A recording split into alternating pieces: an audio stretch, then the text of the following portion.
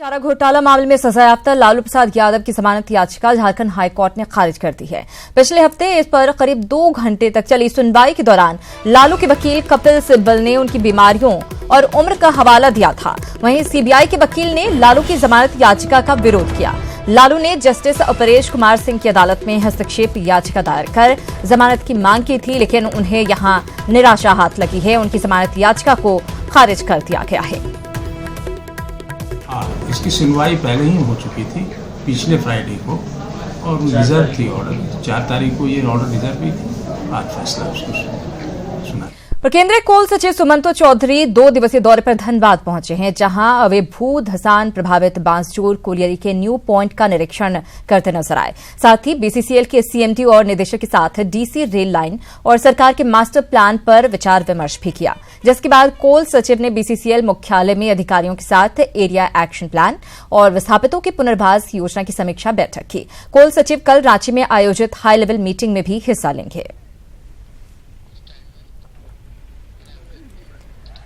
इधर medical protection act को लेकर इंडियन मेडिकल एसोसिएशन और Jharkhand state health service association JDA ने रिम्स परिसर में प्रोटेस्ट मार्च निकाला, जिसमें एमबीबीएस के छात्र भी शामिल हुए। डॉक्टरों ने सरकार से जल्द मेडिकल प्रोटेक्शन एक्ट लागू करने की मांग की है। 2007 में medical protection act coordination committee बनी थी, जिसकी अध्यक्ष मैं थी, और उस समय हम लोगों ने काफी 10 सालों तक इस पर काम किया था और यह पिछली सरकार में यह लागू होने वाला ही था, मगर एक्ट और बिल के मामले में वो फंस गया और उस समय सरकार बदल गई। तो हम अभी जो सरकार है उससे उम्मीद करते हैं कि पिछली सरकार की तरह यह सरकार भी संवेदनशील हो और जल्द से जल्द इस मेडिकल प्रोटेक्शन एक्ट को लगाए। पास किया गया, विधानसभा में के पटल पे इसको रखा गया, वहाँ पर बहस हुई, इसको सेलेक्ट कमेटी में दिया गया और सेलेक्ट कमेटी की रिपोर्ट जो है विधानसभा में ले भी हो गया। अब सिर्फ औपचारिकता ही रह गई थी, लेकिन इस बीच में जो है सरकार जो है इस बिल को वापस ले लिया। अब ये सरकार ही बेहतर बता सकती है कि क्यों इस बिल को वापस लिया गया। अगर सरकार की कुछ मंशा थी, कुछ संशोधन करना था, तो वहाँ पर बहस के दौरान ही संशोधन करके उसको पारित कर सकते। राजधानी रांची से खबर है। रांची के पिठौरिया में दिन दहाड़े बड़े ही शातिराना अंदाज में जेवर दुकान में लूट की घटना को अंजाम दिया गया। बताया जा रहा है कि अभिषेक ज्वेलर्स के संचालक जैसे ही दुकान खोलने पहुंचे तो दुकान के बाहर गंदगी रखा हुआ पाया और जब वो उसे साफ करने के लिए पानी लाने गए तो अपराधियों ने जेवर से भरे थैले को ले लिया और फरार हो गए। दुकानदार के मुताबिक थैले में 5 से 6 लाख के जेवर थे। हालांकि लूट के बाद भागने के दौरान अपराधी सीसीटीवी में कैद हो गए, जिसके आधार पर पुलिस अपराधियों की गिरफ्तारी में जुट गई है।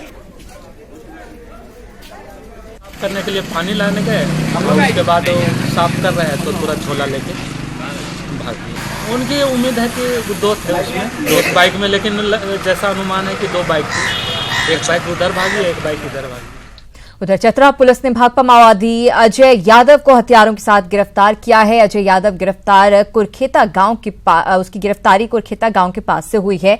पुलिस के अनुसार गिरफ्तार नक्सली के पास से यूके निर्मित राइफल और 40 चक्र गोलियां बरामद की गई हैं। पुलिस अजय यादव को कई मामलों में लंबे समय से तलाश रही थी। और उधर रांची में कल हुई इंजीनियर की मौत की वजह अवैध संबंध बना है। महिला के नाबालिग बेटे ने उसकी हत्या कर दी। बुधवार को जगन्नाथपुर थाना क्षेत्र में इंजीनियर रंजन का शव मिला था। शरीर पर कई गहरे जख्म के निशान थे। रंजन दरअसल सीसीएल में माइनिंग इंजीनियर के रूप में कार्यरत था। रंजन का शव जगन्नाथपुर में सैटेलाइट के बाउंड्री वॉल के पास नाले में मिला था। जांच के बाद पता चला है कि रंजन का एक महिला के साथ अवैध संबंध था, जिस कारण महिला के नाबालिग बेटे ने कुदाल से काटकर रंजन की हत्या कर दी। फिलहाल नाबालिग से पुलिस पूछताछ कर रही है। गुमला के कामडरा में पिछले 4 दिनों से हाथियों का तांडव जारी है। अब तक 2 लोगों को कुचलने के साथ ही हाथी कई घरों को नुकसान पहुंचा चुका है। हाथियों ने फसलों को भी रौंदा और घरों में रखे अनाज की भी बर्बादी की, जिससे पूरे इलाके में खौफ का माहौल बना हुआ है। वहीं वन विभाग भी हाथियों को भगाने में पूरी तरह से सक्षम नजर नहीं आ रहा है। करीब 8 बजे 1 दर्जन हाथी आए थे और हम लोग 12 कोई पक्का मकान है, उसमें हम लोग रात भर 9 घंटा रात बिताए और हमारे घर को बहुत लोग क्षतिग्रस्त कर दिए। जितना भी धान सब घर में था सबको लोग खा गए और सब घर सबको भी तोड़ दिए हैं। विभाग की तरफ से यही प्रयास किया कि हाथी को सिमडेगा या तो खूंटी की ओर ले जाया जाए। हम इसका रिपोर्ट उच्च पदाधिकारी को करूँगा, वो जैसा आदेश देगा उस आधार से मैं और यूपी में रेल ब्लॉक का असर टाटानगर के यात्रियों पर भी पड़ रहा है। टाटा होकर जाने वाली ट्रेनों में से कई ट्रेनों को रद्द कर दिया गया है, वहीं कुछ के मार्ग में परिवर्तन किया जा रहा है। मुगलसराय रेल मंडल के तहत 14 से 27 जनवरी तक नॉन इंटरलॉकिंग कार्य की वजह से होने वाले ब्लॉक के चलते नीलांचल समेत 13 जोड़ी ट्रेनें कुछ खास तारीखों पर रद्द रहेंगी। वहीं 32 जोड़ी ट्रेनों के मार्ग में परिवर्तन किया जाएगा। जानकारी के मुताबिक इन तिथियों पर ये ट्रेनें रद्द रहेंगी और इस ब्लॉक की वजह से ये असर पड़ रहा है, यात्री परेशान हो रहे हैं।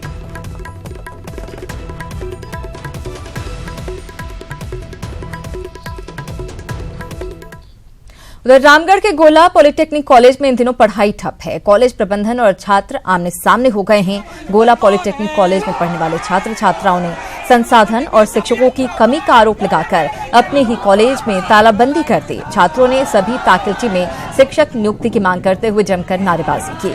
वहीं कॉलेज प्रबंधन के अनुसार शिक्षकों की कोई कमी नहीं है।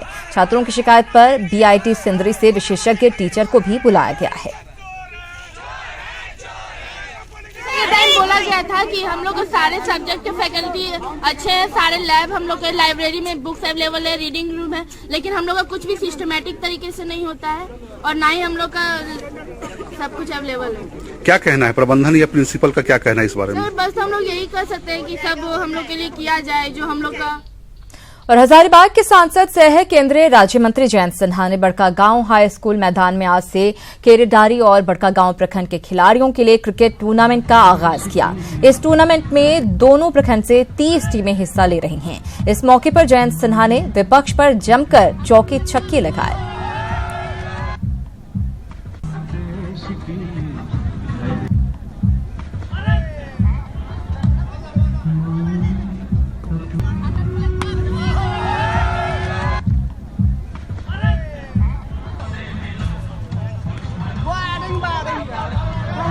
यहाँ मेरे सामने है, मैं इस युवा शक्ति को कहना चाहता हूँ, हमारा विकेट लेने को आया है, वो विकेट नहीं ले रहे हैं, उसके बजाय हम छक्के पे छक्के मारते चले जा रहे हैं। और वही इतिहास हम लोगों ने कल सदन में 10% आरक्षण स्वर्ण जातियों के लिए, जिसमें जो गरीब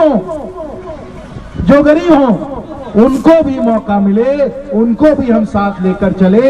हमने साथियों जबरदस्त छक्का मारा। जो विपक्ष विरोधी कांग्रेस वाले 60 साल में नहीं कर पाए, जो वो लोगों ने टेस्ट मैच में नहीं कर पाया, हम लोगों ने 12 ओवर के यानी 60 महीने में ही हम लोगों ने साथियों करके दिखाया। क्योंकि हमारी टीम साथियों दुरुस्त है, होनहार है, हुनर है, स्किल है और सबसे महत्वपूर्ण हमारा कप्तान कौन है? हमारे कप्तान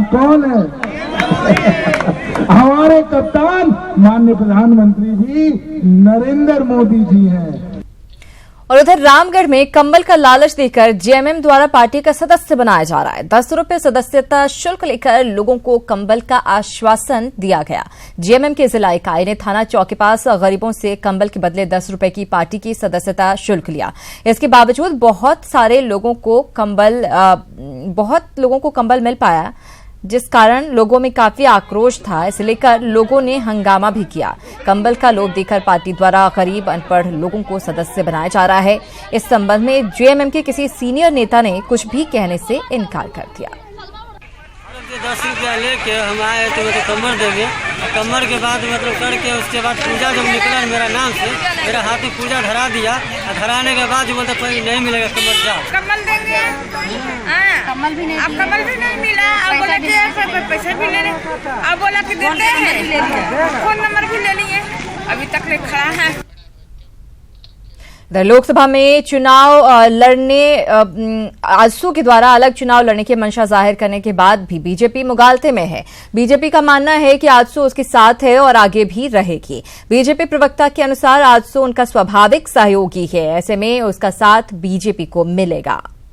आजसू मेरा पुराना गठबंधन रहा है, नैसर्गिक गठबंधन है। राज्य के गठन के पहले से लेकर अब तक हम साथ चले हैं। पिछले लोकसभा में जरूर उन्होंने अलग चुनाव लड़ने का काम किया था और उनको सफलता नहीं मिली थी। और हर पार्टी को अपना जनाधार, अपना संगठन, अपनी सैद्धांतिक अधिष्ठान को आगे बढ़ाने का उसका अधिकार है। वो उस दिशा में आगे बढ़ेगा हमारे साथ। मुझे प्रतीत होता है कि वो हमारे साथ रहने वाला एक राजनीतिक दल है। झारखंड आंदोलन के बड़े नेता और झारखंड हाईकोर्ट के जज एलपीएन शाहदेव की आज 7वीं पुण्यतिथि है। राज्य में मुख्यमंत्री रघुवर दास ने एलपीएन शाहदेव चौक पर स्थापित उनकी प्रतिमा पर माल्यार्पण कर उन्हें श्रद्धांजलि दी। इस मौके पर बीजेपी के प्रदेश उपाध्यक्ष दीपक प्रकाश, रांची विश्वविद्यालय के कुलपति डॉक्टर रमेश शरण समेत कई बड़े नेता और गणमान्य लोग मौजूद रहे। उनके पुत्र और बीजेपी के प्रवक्ता प्रतुल शाहदेव ने कहा कि जस्टिस शाहदेव का झारखंड के आंदोलन में महत्वपूर्ण योगदान रहा है। जस्टिस शाहदेव न सिर्फ मेरे पिता थे, बल्कि उन्होंने झारखंड की अनेक पीढ़ियों को प्रेरित किया था अपने विचारों से। जिस समय आंदोलन मृतप्राय हो गया था तो उन्होंने आंदोलन की कमान संभाली थी और आंदोलन के क्रम में वो गिरफ्तार भी हुए थे। मुझे नहीं लगता कि देश में कोई दूसरा उदाहरण है जबकि कोई हाईकोर्ट का रिटायर्ड जज झारखंड आंदोलन के क्रम में गिरफ्तार हुआ हो। तो वो इस कैपेसिटी के व्यक्ति थे और मुझे फ़ख्र है मैं उनके परिवार से हूँ और यही मानता हूँ कि आने वाली पीढ़ियाँ जो उन्होंने मार्ग दिखाया है उसका अनुसरण करें।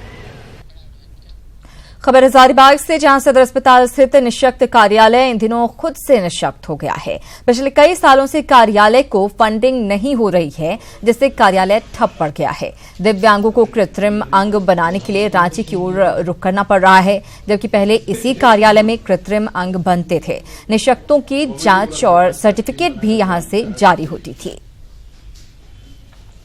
जो जिस स्पेस में इसको चलना चाहिए था उस स्पेस में ये चल नहीं पा रहा। असली तो जो सहायक उपकरण बनता था यहाँ कृत्रिम अंग बनाने के लिए लोगों को बाहर जाना पड़ता है, तो यहाँ बनता था। पोलियो के लिए परिचालित गरीबों का काम नहीं हो पा रहा है।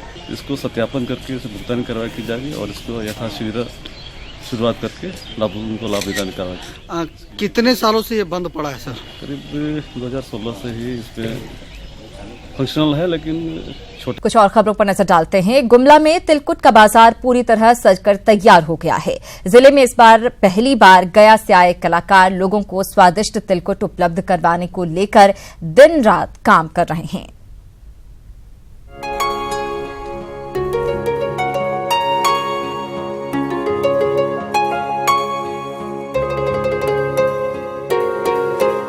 मकर संक्रांति में भले ही कुछ दिन बाकी हैं, लेकिन गुमला में तिलकुट का बाजार पूरी तरह से सजकर तैयार हो गया है। पहले बाहर से दुकानदार तिलकुट मंगवाकर बेचते थे, लेकिन इस बार बाहर से आए कारीगर स्वादिष्ट तिलकुट तैयार करने में लगे हैं। पहले तो सर पेटी पेटी आता था, बाहर से गया से आता था तिलकुट। अब तो उससे संतुष्ट कस्टमर हमारे नहीं थे। बहुत शिकायत आता था, कभी बीड़ी मिलती थी उसमें, कभी सिगरेट मिलती थी, कभी कंकर पत्थर का भी बहुत शिकायत आती थी। लेकिन मैं जब से कानपुर से तिल लाना चालू किया, यहाँ जब से काम मैं चालू किया हूँ, पहले 5 बोरा से काम होता था, आज 30-35 बोरा भी पूरा नहीं हो पाता है और बहुत कस्टमर घूमते हैं लास्ट में। पहले तो यहाँ बाहर से तिलकुट आता था और ठेला पर बिकता था, तो उसकी शुद्धता नहीं रहती थी और क्वालिटी की तो बात ही मत कहिए। हम लोग काम चला लेते थे किसी तरह। मकर संक्रांति नजदीक है और ताजे तिलकुट का बाजार सज चुका है, जो लोगों को अपनी ओर बरबस खींच रहा है। न्यूज 18 के लिए गुमला से सुशील कुमार सिंह की रिपोर्ट। इसी के साथ इस बुलेटिन में इतना ही, लेकिन झारखंड की बाकी तमाम खबरों को विस्तार से जानने के लिए आप लॉगिन करें हमारी वेबसाइट news18jharkhand.com।